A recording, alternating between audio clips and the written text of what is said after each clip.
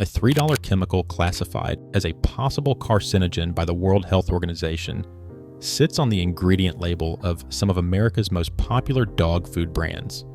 12 countries have banned it from human food, but in the United States, it is perfectly legal to put it in your dog's dinner bowl every single day.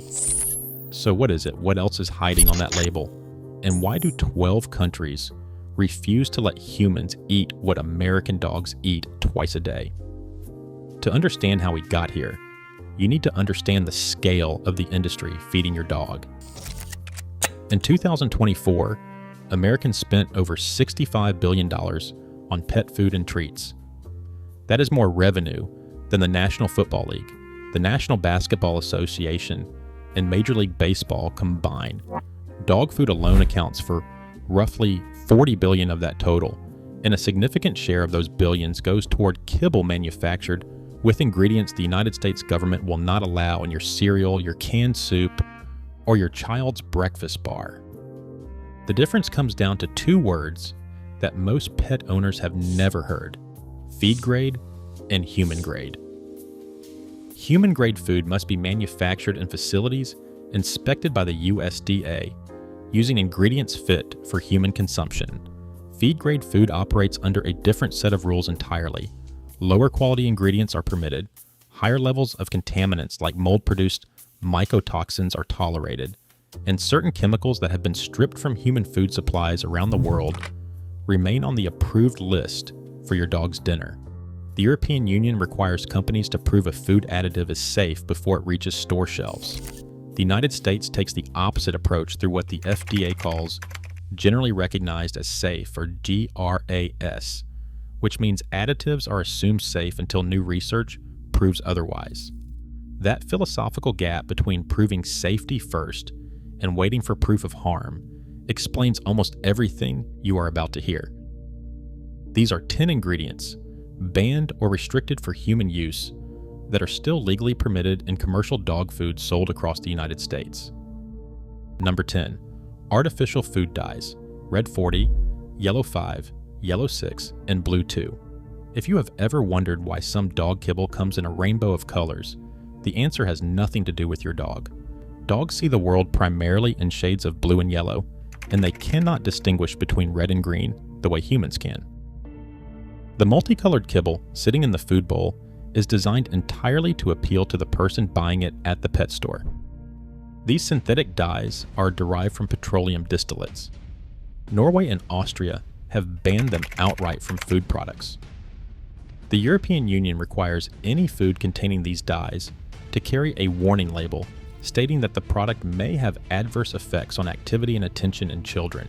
Research published in the journal Environmental Health linked certain synthetic dyes to hyperactivity and behavioral changes, and the EU took that evidence seriously enough to mandate consumer warnings across 27 member nations.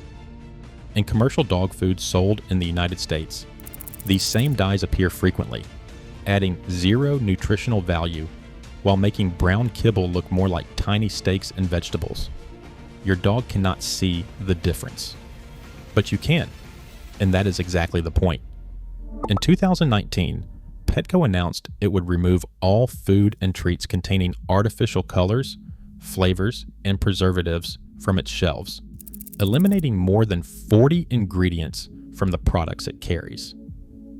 That decision was driven not by government regulation but by consumer demand.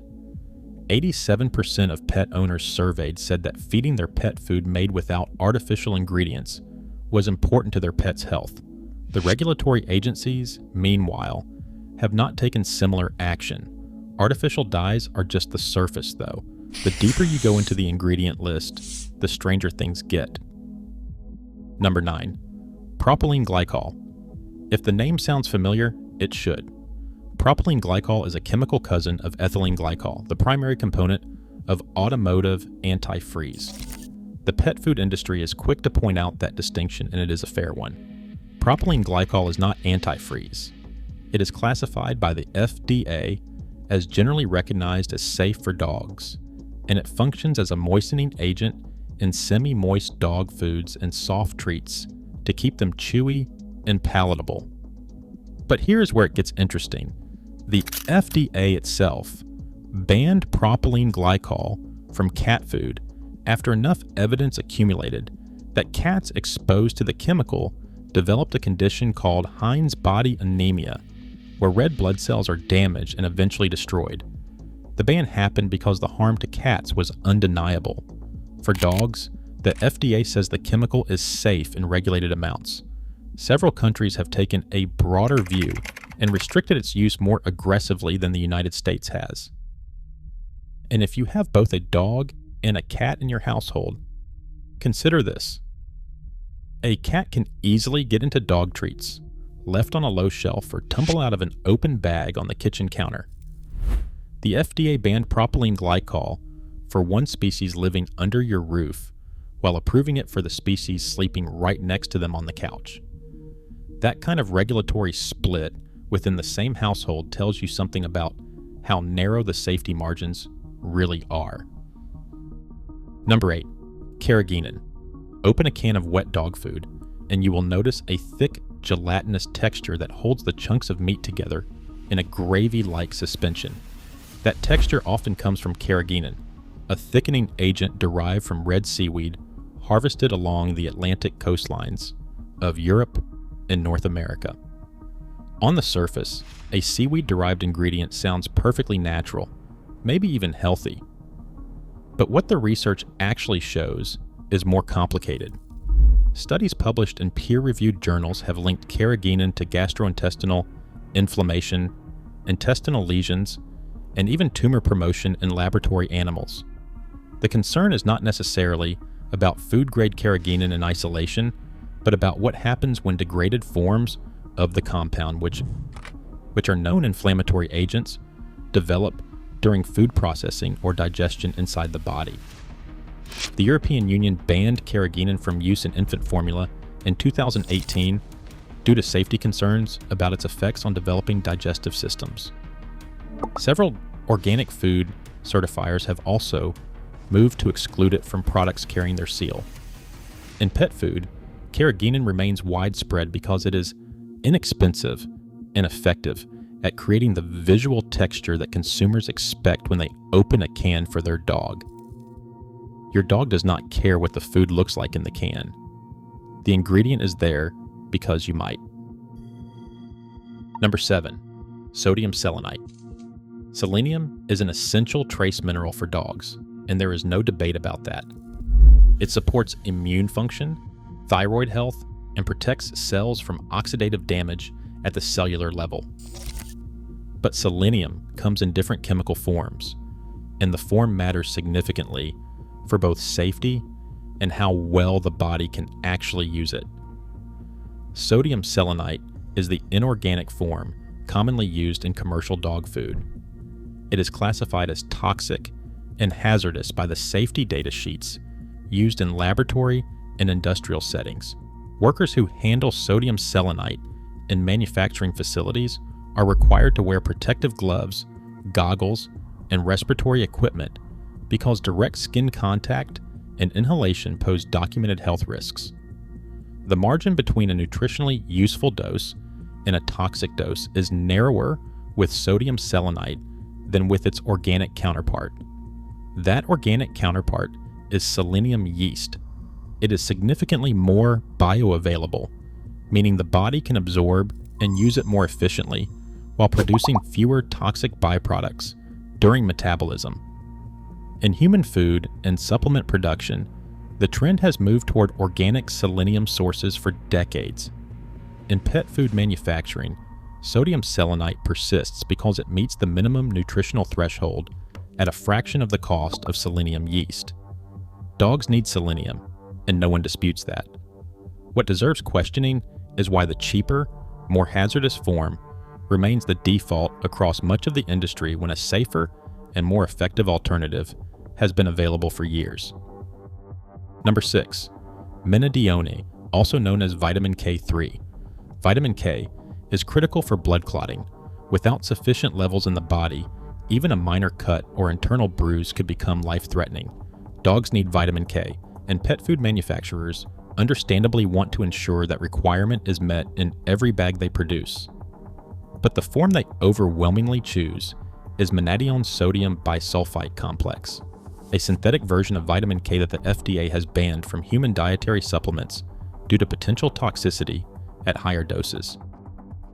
When menadione has been administered by injection in clinical settings, it has caused liver toxicity, jaundice, and hemolytic anemia in infants. The Linus Pauling Institute at Oregon State University notes that menadione can interfere with glutathione, one of the body's most important natural antioxidants, leading to oxidative damage to cell membranes. Advocates for its continued use in pet food argue that the amounts present in commercial kibble are far below toxic thresholds, roughly 1,000 times lower than levels that caused harm in laboratory studies.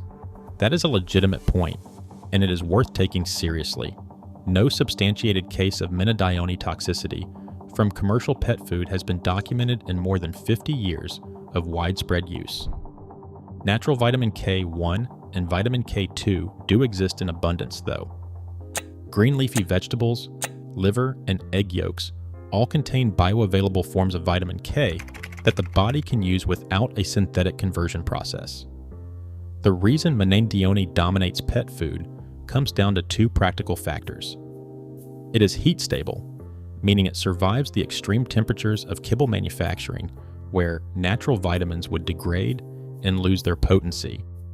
And it is dramatically cheaper to produce synthetically in a laboratory than to source from whole food ingredients. AFCO, the organization that sets nutritional standards for pet food in the United States, lists menadione compounds as the recommended vitamin K supplement for dog and cat food formulations. Natural vitamin K1 and vitamin K2 are not even approved for use. The industry did not choose menadione because it is better for dogs. The regulations were written around it, and changing course would require both regulatory reform and a willingness from manufacturers to absorb higher ingredient costs. Number 5. Rendered meat meal and mystery byproducts. The label on your dog's food might say meat and bone meal or simply animal byproducts. These terms cover a wide range of animal parts that do not make it into the human food supply, including organs, bones, connective tissue, and other trimmings that are collected from slaughterhouses and other facilities, then sent to rendering plants for processing. At those facilities, the raw material is ground up, cooked at extreme temperatures for extended periods, and converted into either a protein-rich powder or a rendered fat product used as an ingredient in pet food manufacturing. Rendering is not inherently bad, and that distinction matters. Organ meats like liver and kidney are consumed by humans in dozens of cultures around the world, and they are nutritionally dense, packed with vitamins and minerals that muscle meat alone cannot provide. The concern with rendered ingredients in pet food is not about the concept of using the whole animal, but about the execution. Specifically, what else can enter the rendering stream alongside legitimate animal parts? What the regulations permit at the bottom of that stream is where this entry earns its place on the list. The FDA allows what the industry calls 4D animals into the rendering process for pet food ingredients. 4D means dead, diseased and dying, or disabled. These are animals that did not pass inspection for human consumption but are permitted as inputs for animal feed production. The National Agricultural Law Center has described the sources for rendered products as including dead animals from farms, ranches, feedlots, animal shelters, and other facilities, along with fats, grease, and other food waste from restaurants and stores. Perhaps most striking is the FDA-owned compliance policy on this topic. The agency explicitly states that it does not object to the diversion of human food adulterated with rodent, roach, or bird excreta to animal feed. Food contaminated with pest droppings that has been rejected for the human food supply can be legally redirected into ingredients destined for your dog's bowl. This does not mean every bag of kibble on the store shelf contains contaminated material.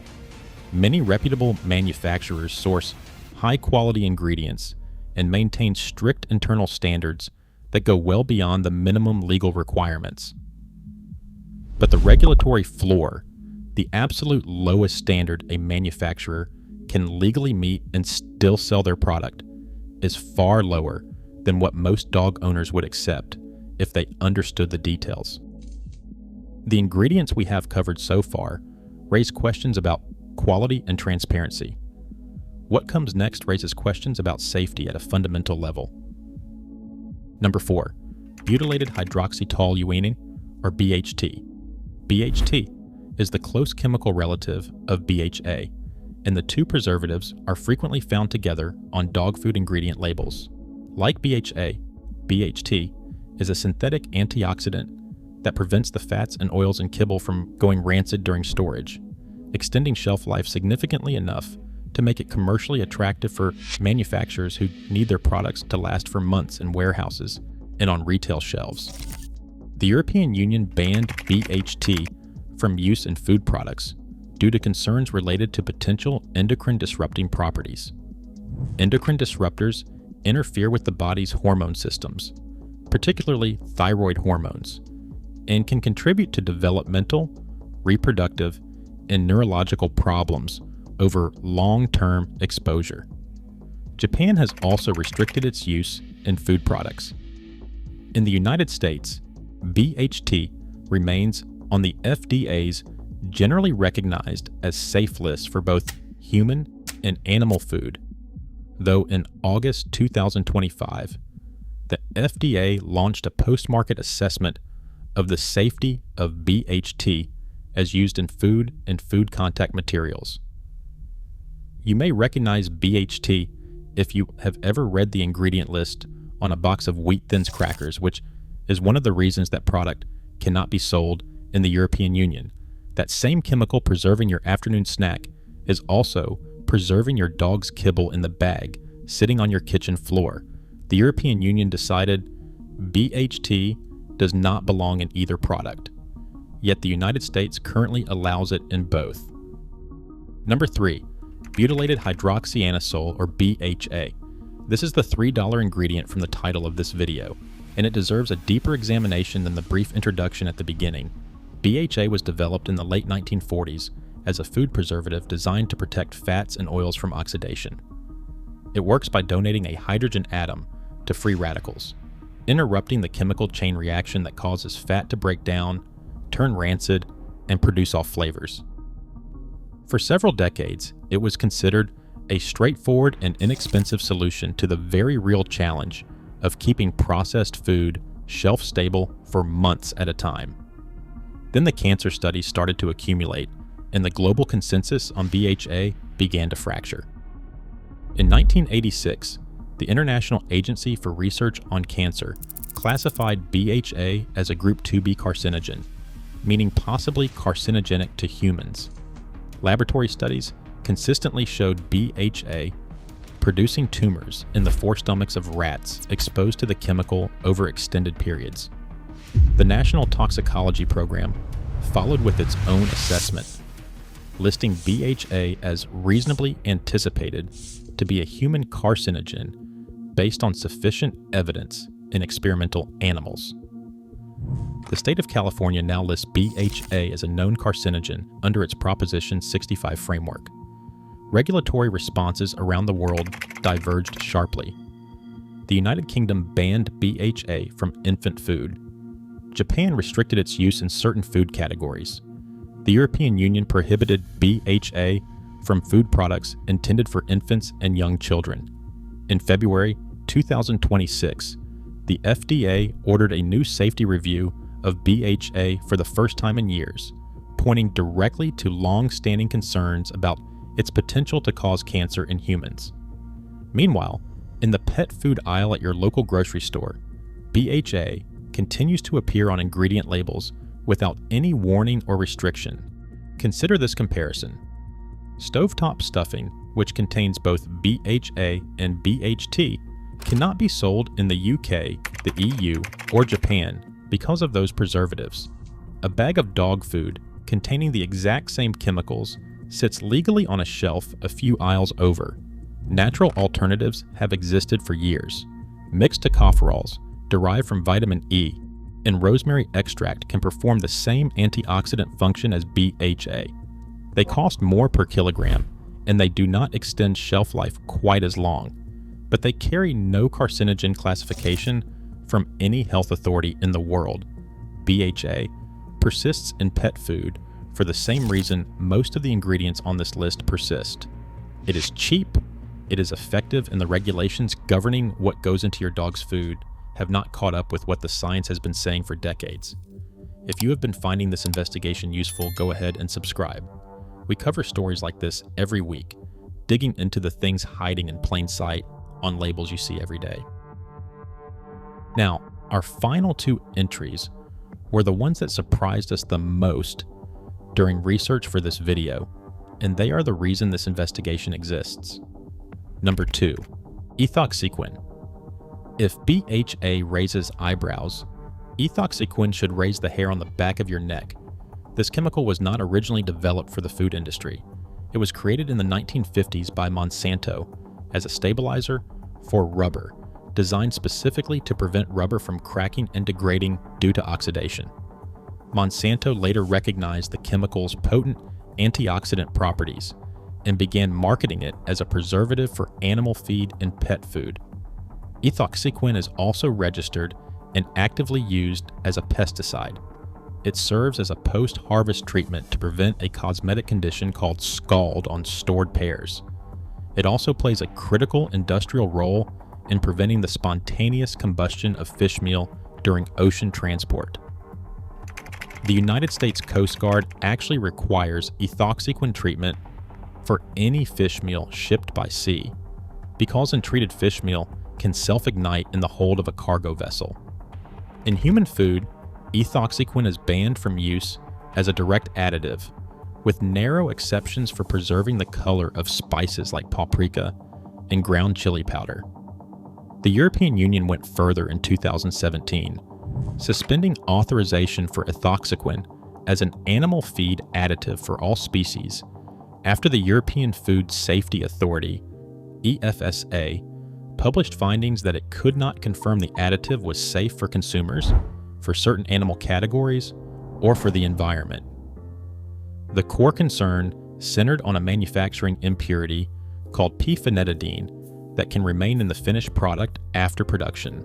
P-phenetidine is classified as a possible mutagen, meaning it may cause damage to genetic material in both animals and humans. Because there was insufficient data on whether this impurity accumulates in meat, milk, or eggs from animals fed ethoxyquin-treated diets, EFSA could not rule out a downstream risk to people consuming those products. Australia also banned ethoxyquin from dog food. In the United States, the FDA still permits it in pet food at up to 75 parts per million. That number was voluntarily reduced from the original legal ceiling of 150 parts per million after the FDA requested manufacturers to lower their usage back in the 1990s. But the part of the ethoxyquin story that genuinely blindsided us during research is how it gets into dog food even when the manufacturer never adds it. Even if your dog food brand does not add ethoxyquin directly to its recipe, it can still be present in the finished product sitting in your pantry. Fish meal, a common protein source in many premium dog foods, is frequently treated with ethoxyquin before it ever reaches the pet food manufacturer because the Coast Guard requires it for safe maritime transport. Ethoxyquin can enter through a back door in the supply chain, and in some cases it does not even appear on the ingredient label because the pet food company did not add it themselves. Their ingredient supplier added it before the fish meal ever arrived at the manufacturing facility, a substance originally designed to keep rubber from cracking, registered as a pesticide, banned in the European Union for all animal feed, and prohibited from direct use in human food, can quietly make its way into your dog's dinner without appearing anywhere on the bag. Number 1. Pentobarbital. This final entry is not an ingredient that any manufacturer intentionally adds to their recipe. It is not supposed to be in dog food at all. The FDA has stated unequivocally that no level of pentobarbital in pet food is acceptable, and any detection constitutes a violation of federal law. But it has been found in dog food repeatedly across multiple major brands for more than 25 years. Pentobarbital is a barbiturate, and it is the drug most commonly used to euthanize animals in veterinary clinics and animal shelters across the United States. It works by suppressing the central nervous system until the heart stops. In the 1990s, veterinarians began noticing something unexpected. Dogs that required anesthesia with pentobarbital in surgical settings seemed to be developing a tolerance to the drug, as though they had been exposed to low doses over an extended period before ever arriving at the clinic. The FDA Center for Veterinary Medicine investigated and tested dozens of dry dog food samples in 1998 and again in 2002. Multiple brands came back positive for pentobarbital residues. The contamination was traced to rendered animal products, specifically to meat and bone meal, animal fat, and animal digest, ingredients produced at rendering plants that process animal carcasses from farms, feedlots, and other sources. The critical detail is that pentobarbital used to euthanize those animals does not break down during the rendering process. It survives the heat, the pressure, and the extended cooking, and it ends up in the finished ingredient that pet food manufacturers purchase for their recipes. At the time, the FDA concluded that the trace amounts found were unlikely to pose an immediate health risk. But the story did not end there, and what happened next is why this entry sits at number 1 on this list. In 2017 and 2018, the issue returned with devastating consequences. A dog named Tallulah died after eating canned food contaminated with pentobarbital, and her owners, 4 other dogs, were sickened. The brand Avengers recalled its products. Then the J.M. Smucker Company, maker of Gravy Train, Kibbles and Bits, Old Roy, and Skippy Dog Food, issued recalls after independent laboratory testing found pentobarbital in their canned products. The FDA upgraded the withdrawal to a full recall after confirming pentobarbital in beef tallow supplied by JBS. In 2019, the FDA issued a formal warning letter to JBS after documenting that the company had continued distributing pentobarbital contaminated products even after receiving official notification of the problem.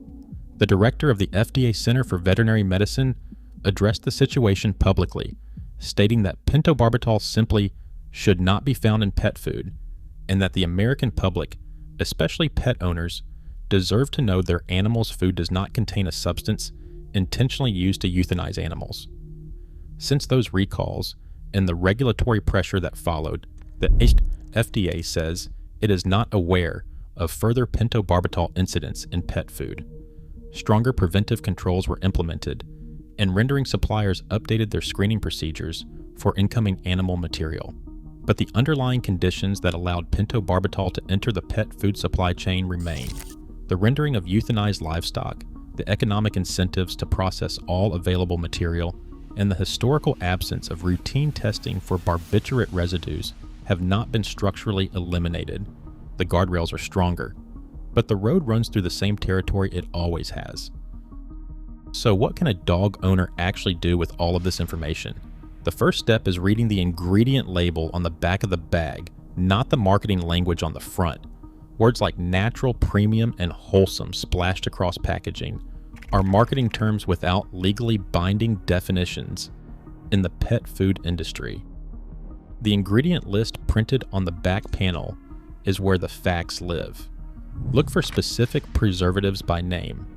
If the label lists BHA, BHT, or ethoxyquin, you now know what those chemicals are, where they came from, and why 12 or more countries have restricted or banned them from human food.